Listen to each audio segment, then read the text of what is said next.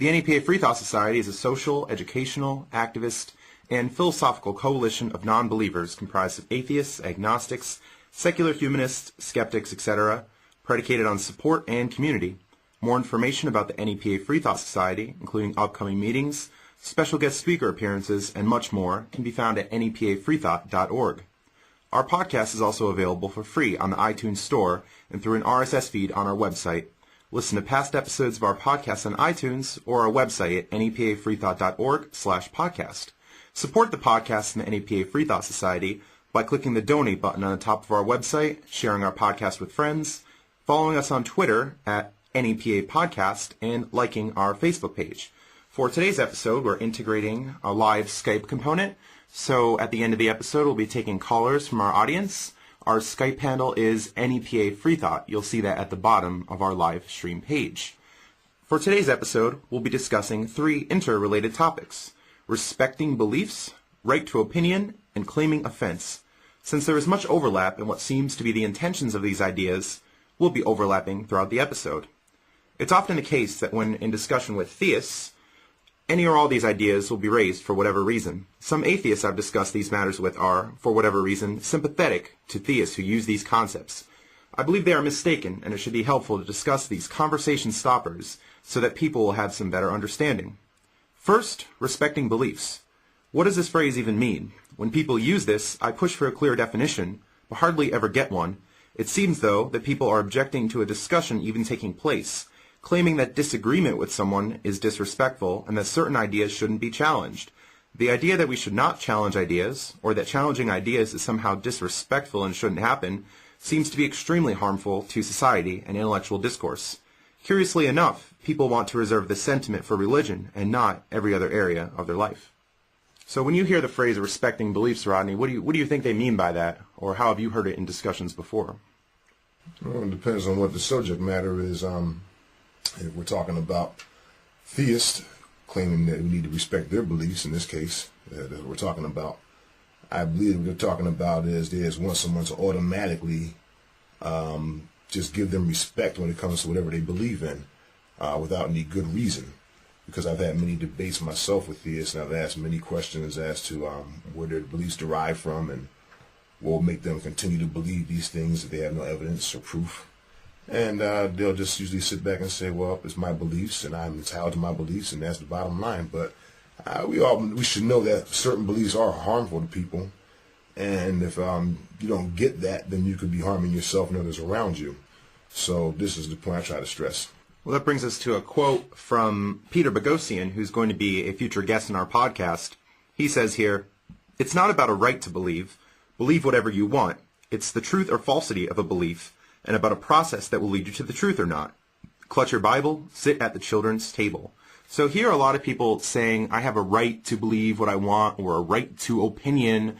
It seems that they're kind of confused here, because we're not saying that they should be arrested for holding a belief, but rather we're arguing that there should be some kind of moral considerations that people should take into place. Because if you're going to go around telling people about something you believe in, imposing that, making that into legislation, you better have some good justification for your belief. So that's what comes into when people like us question that, and instead of going into the conversation or giving justification, they want to back out and say, oh, you have to respect my beliefs.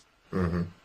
Well, like I said, so I get quite often. I guess some people do that as some type of cop-out, whereas though they feel that they really don't have a way to explain their beliefs, or you hit them with some questions that they have never heard before or never pondered on their own, and now they're stuck at that point. So I guess they figure, well, the best thing for me to do now is to say, well, just respect my beliefs and let's leave it at that. As I said, it's a form of a cop-out, because if you have a strong belief in something, you should be able to explain why you have a strong belief in something rather than saying, well, just respect it and that's the bottom line. Well, that's interesting, because some of these people will go from, as you've said, onward Christian soldiers to running away and putting their tail between their legs. I said they were onward Christian soldiers marching on. The Christian soldiers marching on. That's the full statement. The statement is pretty bold at first when they say we're marching on, we're soldiers, we're going to do battle with whoever we feel as though is the enemy.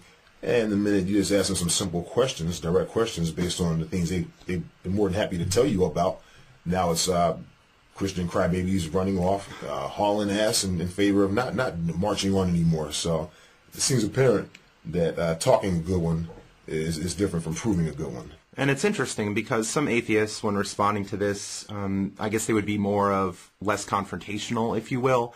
And they'll try to say, well, you shouldn't demand that people should have to give an accounting.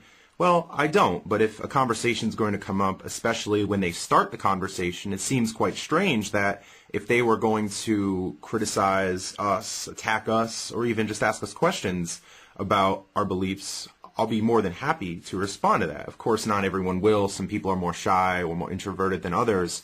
Mm-hmm. But when someone were to bring up something in a discussion, and I have a question for them, they should be willing to answer that question. Otherwise, why would they start the discussion in the first place? It seems to me, in my past experience, that when someone comes to me to inform me of a belief they have, a belief system that somehow affects their whole entire life, and they're telling me that it's the greatest thing going, that I should be a part of that. I would think that they want this belief system of theirs to be impressive to some degree. I don't think they want it to be unimpressive. So when they talk to me and tell me what their beliefs are, and I get down to the questioning portion of the discussion, and they can't answer any of the questions, or they seem to be getting frustrated, or they're just telling me, well, there's no need to question it, just believe it, because you should believe it, and then once you believe in it, then it's true for you. That doesn't make any sense to me. So I have to ask questions, and like I said before, actions speak louder than words. So if somebody says that here's what they believe in, and I ask them direct questions based on what they told me, and they can't give me any coherent answers whatsoever, I don't feel as though I should believe in that whatsoever. Right. I mean, if anything is the demand, we're simply asking for, I guess, intellectual respect. That if you're going to bring something up in a discussion, you should have some kind of defense of that. Then instead of running away, or just simply say, well, hey, I don't want to discuss that, and just ending it instead of these smokescreens of respecting beliefs. Well, you would think that if somebody wanted to go out and spread their beliefs around, that they would also take into consideration that everybody they're going to come across is not going to be in agreement with them. And in the event that that comes down to that, you meet somebody that's not in agreement with you, what's my tactic going to be at that point? Or should I just run away and say, well, you don't want to respect my beliefs, so I'm done with you. It's time for me to take off, or become upset with the person because they don't agree with them. So it's not hard. They have no problems of going around and espousing what they've supposedly been taught, or they learn or believe in. But the minute you want to discuss it and get into into depth with it, all of a sudden changes the whole scene. Now all of a sudden it's you're being disrespectful, or just believe it, or you can't understand me. I've heard a lot of different reasons they run off. I mean, I've heard the gamut of reasons why they leave the situation or the conversation at hand.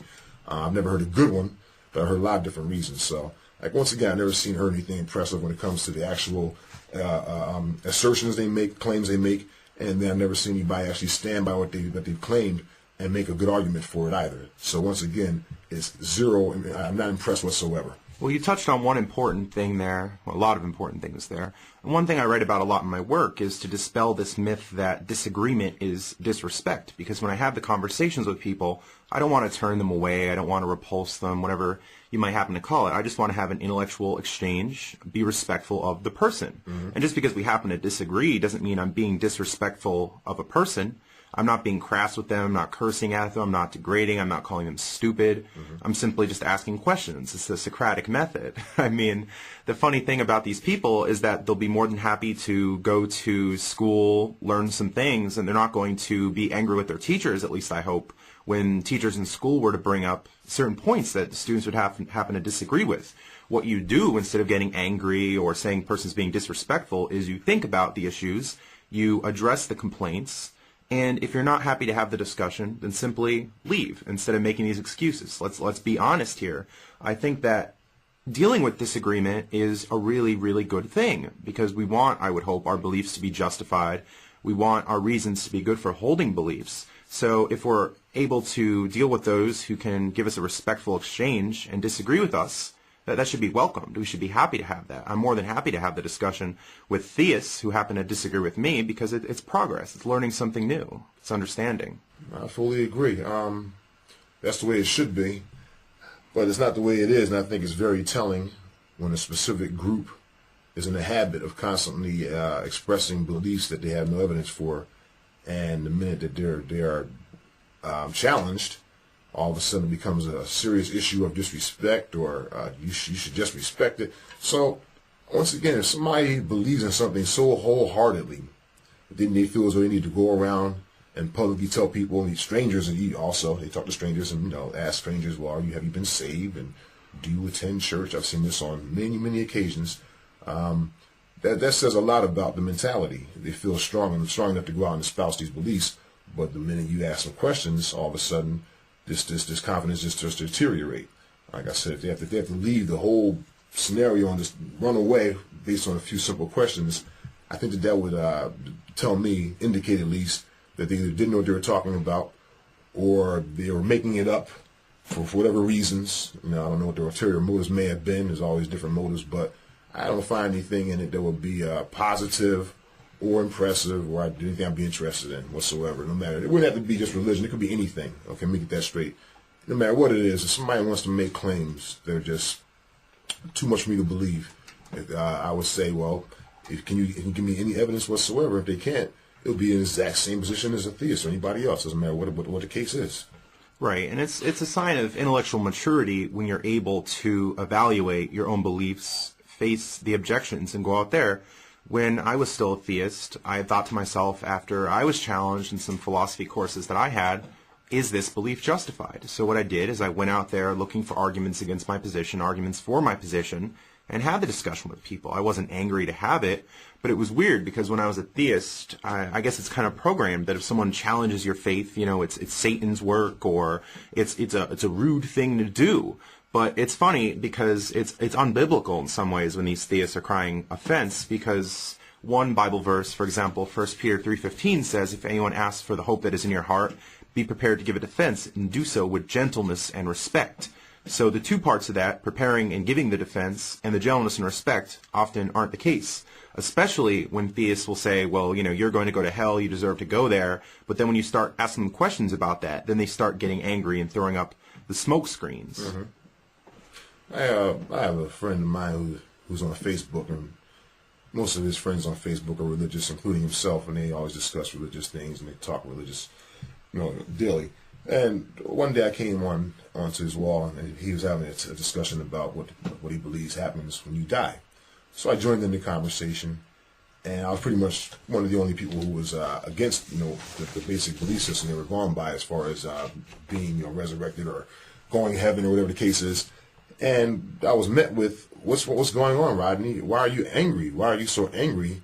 Challenging, basically, by challenging the assertions they're making, the claims, that meant I was angry with them.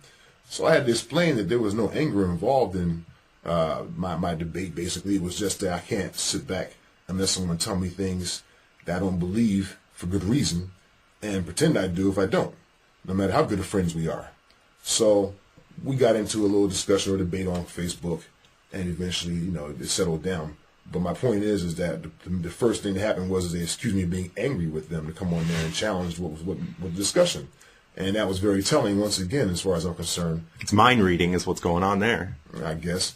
So it's never, well, maybe you got something there, or let's discuss this. Let's talk about this further. I can't say never. Actually, some folks will go further, but the majority of the time it's just respect my beliefs, or you're a non-believer. Well, then until God gives you the sight or understanding or whatever it is they want to claim you need for God to give you, you won't be able to understand what they're saying. And I've also said, well, if God needs some type of guidance or from God or some type of understanding, what's he waiting for? What does he want me to remain ignorant forever or something? Because I, as far as I'm concerned, when I say I'm an atheist, I can explain exactly why I'm an atheist.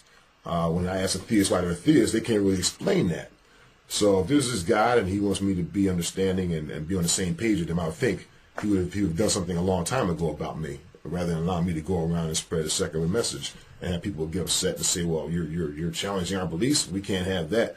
So I think God would put me on the same page with them, but once again, it hasn't happened yet. So I guess I'm going to keep seeming to be angry or whatever they want to accuse me of being when I don't agree with what they have to say.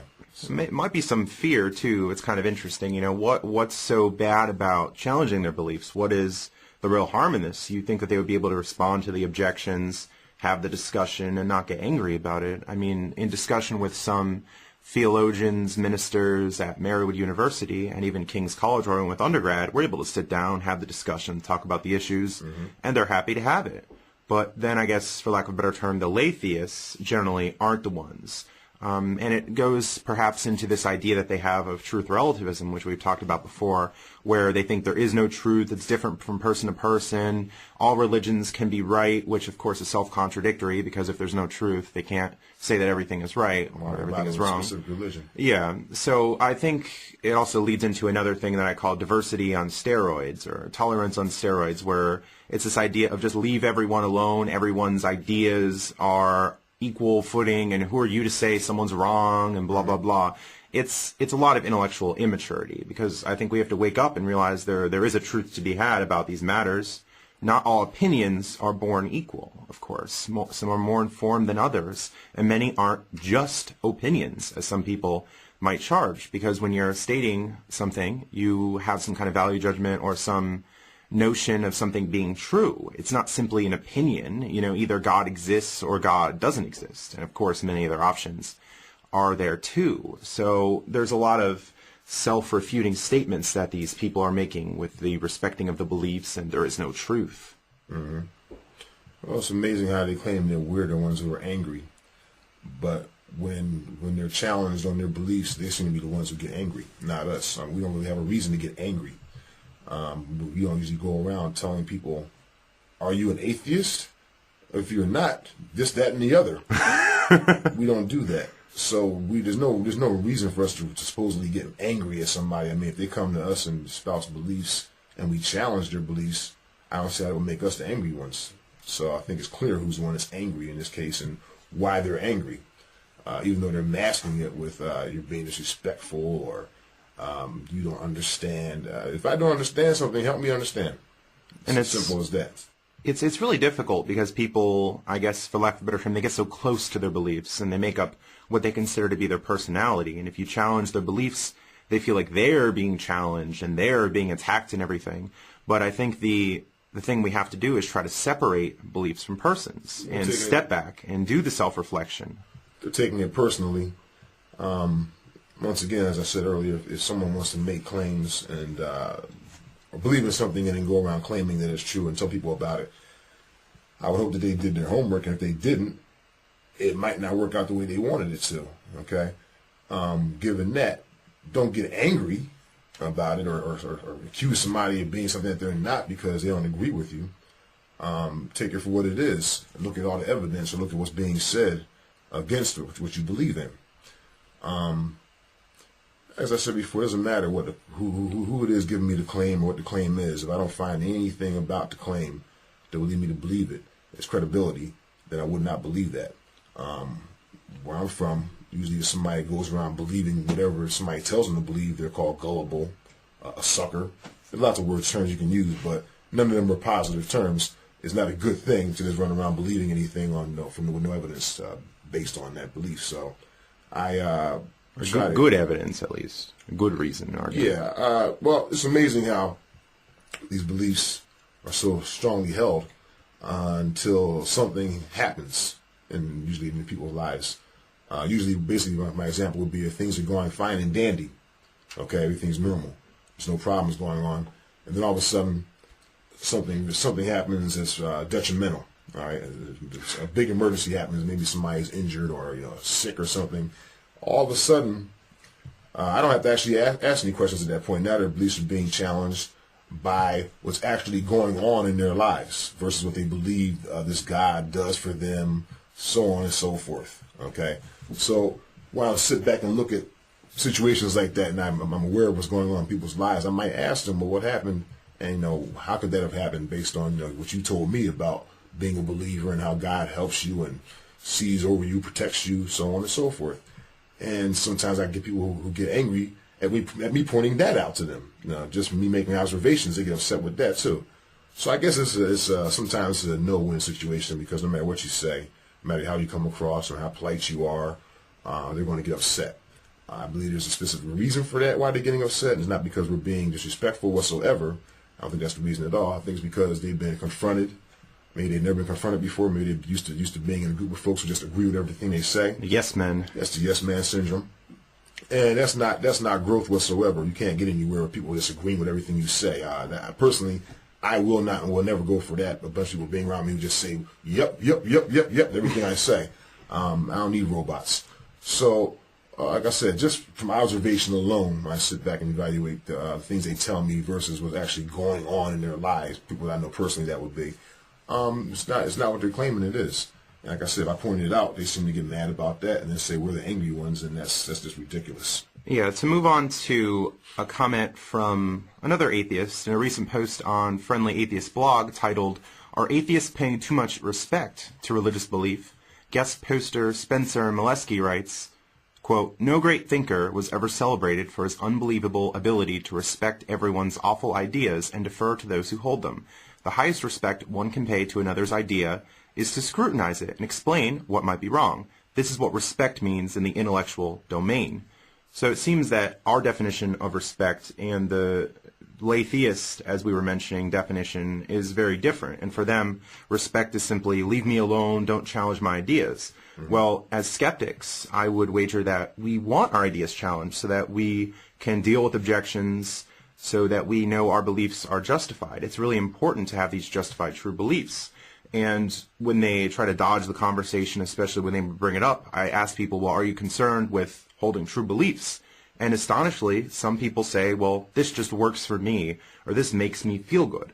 Well, that's what we're not interested in. We want to get away from that. We don't want the emotional reasons to believe. Mm-hmm. We want the logical reasons to believe that cohere with reality. And as you said before, you point out things that seem to be going wrong, that seem to contradict their beliefs or raise objections. And when we see things that raise objections to our beliefs, we have to kind of work on that and see, well, should we modify our belief? Should we change what we're stating? And that's what we should be looking for. We should be open-minded and willing to change our beliefs if objections and good reason to change comes in. But it seems that many lay theists just aren't interested in that. They just want to continue believing. And recently in the newspaper, we saw a local story of a 14-year-old boy getting shot and killed. And one person's response was, well, it's part of God's master plan, even if we can't understand it. Mm-hmm. And that's not intellectually virtuous right there. No. I mean, if we see something that goes against our belief, we have to work at changing that or dealing with the objections of, well, whether we understand it or not is not a good reason to hold a belief. That's just ad hoc, and it becomes unfalsifiable at that point. It's a twisted rationalization. I guess no matter what goes on around them, they have to look at it and say, well, there's some silver lining in that. That boy was shot to death right here on the streets. Everybody saw it, but there's a purpose behind that, some good purpose that we just don't know about. That's where God gets mysterious, because when they find their keys and pray and everything's going well there and God's blessing them. But then when things go wrong, you know, it's suddenly, oh, God works in mysterious ways. Mm-hmm. We just can't understand the mind of God. And it's a simple song lyric from an Epica song called Monopoly on Truth. And the lyric is, when you look all around and you see all the things that are not meant to be, then it's time to let them go. So that's simply what it is. When you see the things that contradict your ideas, it's time to start reflecting and possibly changing that belief. It seems to me, as far as the shooting incident goes, that the way I would phrase it would be ignorance had gotten his hands on a gun. Okay? And that's not a good thing, and that's how it turned out. As far as what they've been saying about praying for the incident goes, is the child is dead, so prayer is not going to help him. I'm sure the police are hard at work trying to locate the perpetrators. And they're not praying about it. They're doing the work. Yeah, they're actually putting in work in science and forensic work to locate perpetrators. So whether they want to sit back and pray or not, we'll find out what happens later with the situation. But if prayer was working, the child wouldn't have been shot down in the first place, because I'm sure if these families who attend these churches always ask God to give their family some sort of safety, protection under him, wherever he is.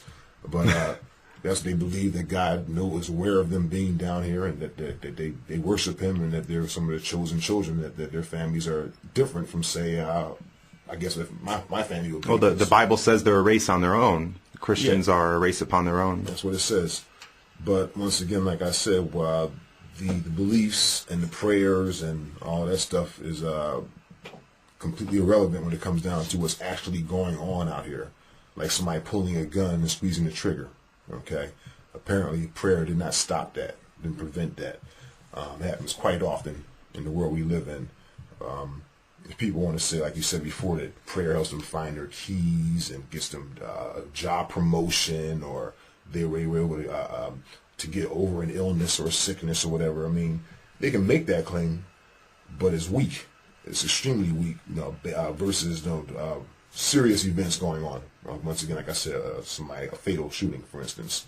So when they tell me things like that God does these little things for them versus the real things we need in the world, like I don't see God preventing people from battering women, or starvation, children starving, or disease in the world. Either they're not praying to God for these things to stop, to come to an end, or there's no God to do it to stop these things, or God doesn't want to stop these things. I don't know. So I mean, but interestingly enough, they go into the free will defense at that point. Well, God doesn't intervene because it's going to mess with people's free will, or there has to be actions like this for us to be moral individuals, show compassion, whatever else. So you get the greater goods theodicies, right? They want it both ways. Yeah, they want it both ways. They'll say, well, now we want God to bless people and make this not happen again. Well, wait a second. Doesn't that interfere with the free will? So how are you going to have it? It's really, really bad. You get the contradictions there. They'll say, well, God doesn't intervene here because they'll mess with free will, but now we're going to ask God to intervene. So intercessory prayer versus free will just simply doesn't work here. Yeah. But now we're getting a little bit off topic, and that's okay. I mean, when they come to you with these things and they're telling you all about these things, their beliefs, once again, it boils down to them having no problem with telling you about it. And when you challenge these things, once again, as what we are discussing, they have issue with that. And we're suddenly the bad people for raising these objections. Yeah, well, like I said, anybody that wants to sit back and just grin and bear something because they had whatever, they don't have the fortitude to speak up and say, I have a problem with that. Something's wrong with that person. They need to work on their skills as far as speaking up when they find something wrong. But I can't personally allow somebody to just tell me anything, and I'm just going to allow them to keep telling me something that I don't believe in, or I find what they're saying to be completely ridiculous, so I don't hurt their feelings. I don't want to ruffle this person's feathers, so I'm just going to nod my head and grin and shake my head and just agree with them because I don't want them to get upset with me. That's not getting me anywhere. Yeah, we could be respectful and still challenge the ideas. And there's often a false dichotomy within the secular community. They'll say, well, if you're not, in their face and out there and blah, blah, blah, then, that's not good and you're an accommodationist. Well, no, we can still challenge the ideas and be respectful of persons. There's a fine middle ground there. And what have they to fear of criticism of ideas? Well, here's one of the things that gets me. When I was growing up, I had lots of friends. I still have lots of friends. But a lot of my friends that I had when I was a child, we don't really get together that often, hardly. We go on separate ways, and most of them have become more atheistic. And other things they've done in their lives have separated us. But that's why we're putting the objections up. Well, what I mean, though, is they know me all their lives.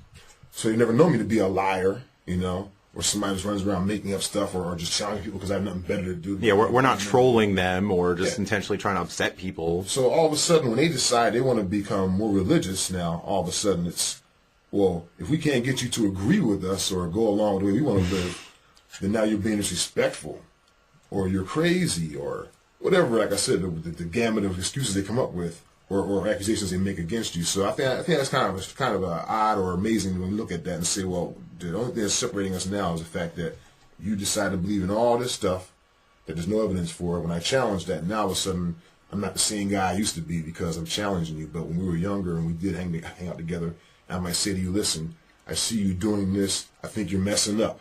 So I'm trying to help you and pull you back a little bit and point something out to you. They just say, well, appreciate that. And they don't have to take the advice. They could just totally ignore what we're saying. So, what's the big deal here? I mean, just giving a suggestion, talking about ideas. It's what we should strive for. I've told plenty of friends that I don't agree with things they've done. Like I might point to a friend and say, I think you had too much to drink. Yeah, they're not, you're being disrespectful now. Oh. Or I think you're being obnoxious or it's something I try to tell somebody if I think is a positive thing or something that might help them. Like I said, I never told somebody to do something or not do something because I think it's going to harm them. So while they think that now I'm challenging them on this, I'm trying to harm them or I'm not the same guy that I was. I am the same guy. I just don't agree with you. That's all. That's the only difference. So there was no difference in me. The difference is in them. Rodney Collins is not going to change. He's going to be the same guy every day, day in, day out. And, you're not going to come across me one day. I'm talking about I'm an atheist. The next day I found Jesus. Okay, I don't flip-flop. So I call it the way I see it. That brings us into our third topic here of taking offense and the general disrespect. When a person claims that someone is being disrespectful or offensive, it seems that a moral judgment is being made and that the person charged with offense or disrespect should cease behavior because the behavior is wrong, immoral. This places then, it seems, demand on the charged person. But is this reasonable? It seems pretty clear that an unreasonable ethical demand is unjustifiable. Suppose someone suggested that all Americans, for one day out of the week, forego everything they would normally have done and pick up litter for 15 hours. While the goal and intent of this might seem good, it's pretty clear that this demand would be unreasonable, and so is the demand that people cease to criticize ideas just because people might happen to cherish a belief. So when people are claiming that we're being disrespectful or offensive or whatever it is, well, people can be offended by anything. So the question is this offense reasonable? I mean, for all we know, people obviously in Lackawanna County are offended by the fact that we exist because they've declined our bus ad that has the word atheist on it. So does that mean we shouldn't have the bus ad anymore and we should take it down and stop what we're doing?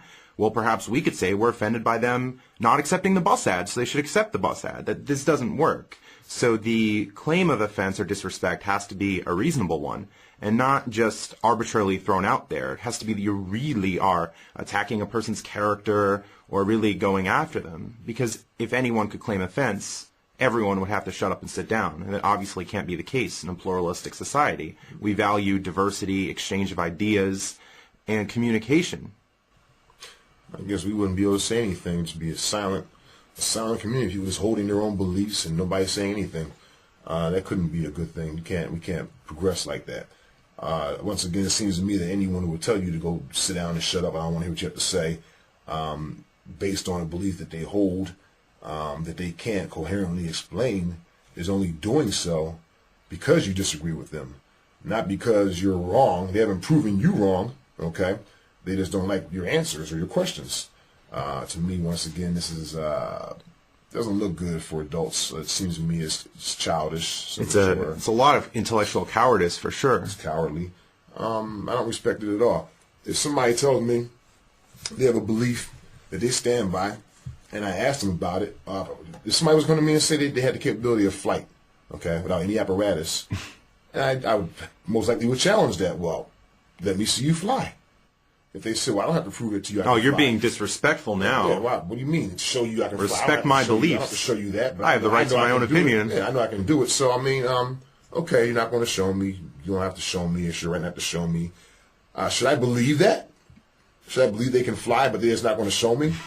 So, I mean, like I say, anybody can... You have to reflect on that flight, and, you know, the flight gods will come into your mind and reveal to you. Anybody can make up anything. Like I said, if anybody tells you something... You're supposed to evaluate what they're telling you. Use your head, and if it sounds ridiculous or outlandish, you might not want to just jump out of a window and say I believe in it. There's a safe landing waiting for me there. You should scrutinize it to some degree and look into it further, unless you already know that it's nonsense. And at that point, you can point out why it's nonsense and why you can't go along with it. And at that point, if somebody gets upset by that, and to me, that seems to be a personal problem. Not a warranted problem where you've actually done something to them, as you just pointed out. And again, to return, I'm not claiming that everyone everywhere must give supreme evidence and reason and argument for their beliefs, because that would be an unreasonable demand in itself. But if the people are starting the conversation, they're bringing up these ideas, if they don't want to talk about it, just say, hey, I don't want to talk about it and end it instead of the smoke screens and the attacks. And it's kind of interesting because in one of my graduate level psychology courses, I have a student in there who frequently gets very angry with me. And I gave a PowerPoint presentation on the nature of truth, challenging the often heard claim perception is reality. So I dismissed the idea that some students had in which if we believe something, it's true for us. Or the worst, even if we believe something, it's true because our beliefs make things true. And at the end of the presentation, I had a question and answer session. And one of the students in the class was very angry with me, and she was just gish-galloping, as we say, going off claim, argument. And I said, listen, if you want to have a discussion, we have to talk about these things one at a time, but a lot of the things are outside of the presentation that had nothing to do with what I was saying. So we can have a discussion about this after class. You can comment on my website, send me an email, and I had the foresight to upload my presentation and put it on my blog. But of course it turned out that she did nothing of the sort. She didn't have that conversation afterwards. But then she's getting angry. Well, that seems to be a lot of cowardice there, that you're going to, when at a question and answer session of a presentation, you're going to start attacking me, but then you don't want to have the discussion. That's ridiculous, and it's a lot of cowardice. It's not what education should be about. Well, I don't know why somebody would want to go around making true claims if somebody challenging them was going to upset them to the point where they just ruin their whole day or whatever. Because they don't think that people will challenge them. They're probably not used to that, or they're trying, it's disrespectful if you disagree with me. And they have these ideas, so that's probably what happens. Well, I know individuals personally who have proselytized to me, and upon doing so, I've challenged their claims, and they became angry or upset and ran away. But I still see them doing the exact same thing with other people in passing, and it's very telling that they're picking and choosing who to spread the message to. I don't recall anything in the Bible telling them to be specific about who they spread the message to. The whole world is what the Bible says. Yeah, so I all think nations. It's amazing how once we get into these debates, more so the people I've debated, most of them I debate once and they won't come back. The signs are telling. Yeah, they won't come back. Maybe a few have come back and have 2 or 3 debates, but most of them won't come back for a second or third debate or any debate at all. They just see me in passing. Hello, how have you been? Good to see you, and keep it moving. So I think that they can't feel as though they've changed my life. They know I still disagree with them, and in their minds, I'm supposed to be going to hell since I have not turned over. And you deserve going there too. Okay. So at that point, I'm wondering why are they quitting? I mean, I'm actually wondering this. And they want to save your soul. I know why they quit, but if the main goal is soul saving, that's the biggest thing going. That they need to do that. That's their duty to go out and tell people about the word, spread the word.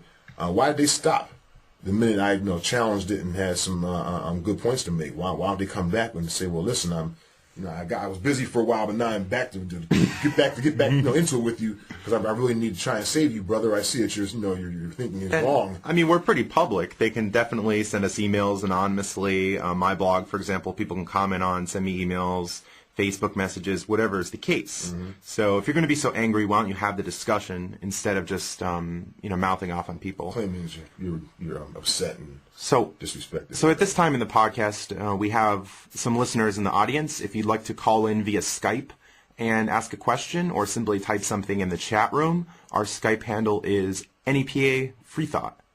So if you have any questions in the chat or the Skype, feel free to call in. So you were saying before about these people not coming back and everything.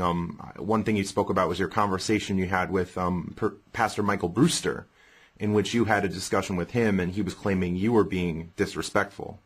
Yeah, he did that. The last debate we had, he pulled that stunt and said, well, he wouldn't want to talk to me anymore until I learned how to speak to him. Those were his words. As I said, I didn't use any profanity, no name calling. I didn't make up stories, didn't accuse him of things he hadn't done. I just pointed out things based on the claims he was making, and that upset him. He didn't like that. As a matter of fact, he told me flat out one day, he said, I feel as though you're disrespecting my beliefs. Okay? Your argument is disrespecting my beliefs. So it's just the fact that it's disagreed that was disrespectful. Like I said, once again, we could discuss all sorts of things and argue, have disagreements, but I'm not being considered being disrespectful by not agreeing with somebody on other issues. It's always the religious beliefs. The ones they identify as part of their character or they cherish. It's the cherished beliefs that they really get angry about. Yeah, and if somebody knows or should know more about what they believe in than I should, given the fact that that's what they believe in, they're trying to live a certain way, running away and never coming back to pick up where we left off, it doesn't seem impressive to me either. I understand people can't spend all day long debating or talking about certain issues, but I'll see somebody and then we'll have a debate and then I won't see them. I mean, actually, we'll see them in between then the next time we chat, but there's no, can we pick up where we left off? It's always, the superficial stuff. How has it gone? How you been? Good to see you. See you later. Okay? That's I'll pray for you. Have a blessed day. Or they're riding past me, honking their horns or whatever. Giving me the quick, no. So, it seems like they're shying away from the debate once they've gotten into it with me and they realize I'm not just going to sit there and say, oh, okay, I didn't know that, really, So I guess it's a shock to the system for them. So rather than coming back and getting another dose of that, It's off to the next person. Hopefully they'll just concede and say, yep, I believe in that. You're right. And then they just made their day, I guess. But if they come across me or somebody like me, I guess it's hightailing. Yeah, it's not going their way now. Okay, let me slide out of this some kind of way. I got myself into it. Let me get out of this by saying, you're disrespecting me. And another deflection tactic that's pretty interesting. Before one of our meetings, we have seen Jehovah's Witnesses on Public Square in Wilkes-Barre, and they were handing out magazines, they were preaching and proselytizing. So Always. I simply went up to them and asked them, why do you believe what you believe? Mm-hmm. So then they say, oh, well, our debating guy is not here today. And that's pretty interesting. The debating guy. The guy. So they're proselytizing on the square. They're handing out pamphlets. They're doing all this stuff. And then when we have a question for them, well, no, we can't have that. So that's pretty interesting. I think that's pretty telling. I don't recall any conversation I've been in. I don't think you've been in that conversation where I say, well, I can't have that discussion because Rodney's not here. He's the guy to answer our questions, or Justin's not here, and we can't have that discussion. I never came across a situation that was like identical to that, but similar, where I've come across theists who told me after I've posed certain questions, they'll say, well, you've actually asked some good questions, but I'm not the person to answer them for you. You need to speak to so-and-so. Speak to the pastor. Yeah, they go to some high clergy guy. And when I'll go to this guy, as a matter of fact, Brewster, I didn't know Brewster initially. I was told to speak to Brewster because he can answer some questions for me. And it led to about 4 or 5 different debates between me and Brewster. So we never agreed on everything, apparently. So like I said, they want to send you to somebody else so they claim can answer these questions. And I've never gotten that. The person they want to send me to is a higher authority. They know more. They know they're higher ranking than I am. They've been involved in this much longer. The guys, they're more cherished by God. Whatever the case is, whatever they're trying to say, I still get the exact same response. I don't know, or seek prayer. We'll seek prayer for understanding. Or well, if you just don't understand or believe, you need to read your Bible more. It's always something that has nothing to do with understanding. Because if they understood what they were reading in the Bible, they'd be able to explain it to me, I would think. So why should I read it and you don't even understand it? If you don't understand it, and it's your belief system, so why should I read it and come back and say, well, I believe it now, but neither one of us can explain anything, so we're just two people that believe in something that don't have any understanding whatsoever and can't explain anything. That's just a waste of time. You think the intellectually virtuous thing to do would be to withhold judgment or say, well, like you said, I actually don't know, and this is a really good question. So, but they're going to have the belief and work around that. So instead of working for the information first and arriving at the belief, they're going to have the belief and then try to justify it after the fact. And this doesn't seem how critical thinking works. This is just confirmation bias. Mm-hmm. They have the belief and they're going to work and find whatever seems to fit with them, but all these objections, that's the being disrespectful, that's the offensive comments, or whatever else the case might be. So that's pretty strange. In my lifetime, especially when I was younger, I've said and done many things that were embarrassing to me. I regretted saying or doing, but I learned from these situations. I didn't continuously go back asking for more, knowing that I was wrong, knowing that I was being embarrassed by my comments or my actions. I didn't continue to do that. I looked at it, evaluated what was being said about me, how people were looking at me, whatever the case was, and thought it over thoroughly. And came to the conclusion that I was wrong. Here's why. Don't want to do that anymore. Here's why I didn't feel good looking like an idiot, just saying things. So I try to use that throughout my whole life, period, evaluating what I say before I even say it. If somebody tells me, well, I don't think that that's correct, I want them to tell me that if I'm wrong. You want to look into it. Yeah, I consider it to be a friend if somebody's correcting me. You're not being malicious about it, but they're helping me, to observe or analyze myself, what I'm saying, what I'm doing. I think that's a friend, really. I'll call that person because they want me to continuously do the same thing, make the same mistake here, there, and everywhere. So rather than me getting upset and saying, well, who are you to tell me I'm wrong? Or, a human. Beat it. I know what I'm talking about. I don't need anybody, but at the same time, I know I'm looking like a fool, and I don't like that. So it seems to me that certain people, based on certain beliefs, refuse to be level-headed, refuse to listen to reason, refuse to basically, as you said, just to have the discussion and listen to your points and hear you out, and then weigh it out. They're not forced to. change anything or whatever. It's just simply, well, let's have the discussion. I wouldn't Let's want to walk force away. anybody to listen to me. If anything, That's how they think it is, though. That's how they think that we're forcing them and we're forcing them to change their minds. Well, that's not how belief works. I mean, I guess it's up to us at the end of the day, for lack of a better term. So all we're asking is simply for some intellectual maturity, some honesty, and reflective critical thinking. It shouldn't be too much to ask for. Well, I don't know what will make somebody think that somebody who doesn't agree with them can't help them as far as assist them when it comes to beliefs. I mean, even if somebody said that they are a believer, they're a theist or whatever, they may have a lot of different beliefs when it comes down to their specific denomination or whatever, or their specific belief system. But if somebody points out something in particular and says that's wrong, and here's why, and maybe you want to look at that, and they're trying to do you a favor because you feel as though you don't sound right, you're looking stupid. Like I said, if you just sit there and say, well, I don't want to hear that, I know exactly what I'm talking about. At that point, the person might say, okay, then, fine and dandy, you go on and keep on going around saying that, and I'll sit back and watch you do that, and when people laugh at you or talk about you, don't get upset with them. And that's one of the things I find. They want to get mad at you for I guess sometimes it's hard not to get a kick out of some of the things I hear, because some of the stuff is just so outlandish. And then the way you're trying to explain the things is even more outlandish. It's a mental gymnastics. Sometimes it is amusing. So, most of the time it's not. But they have the audacity to get mad at me or whoever else for finding amusing some of the stuff they do and say, I mean, something's funny. It's funny. Plain and simple. I'm going to laugh. If I think it's funny. Scientists only publish what they want you to believe. Okay, well, that's where I'm coming from. I think that it's silly or amusing. I might get a laugh out of it, but I think it's detrimental. It could harm somebody, and you don't want to look at that. I'm not going to laugh about that. I'll be more serious about it. So it's all based on what the subject matter is. But for them to just say that we're wrong and they don't want to talk to us about it because we are just challenging them is a cop out, and that's not going to get anywhere. That's not going to get anybody anywhere as far as mental growth goes. Like you said before, the yes man thing, sitting around everybody agreeing with you is getting you nowhere. All right. Thanks for tuning in today.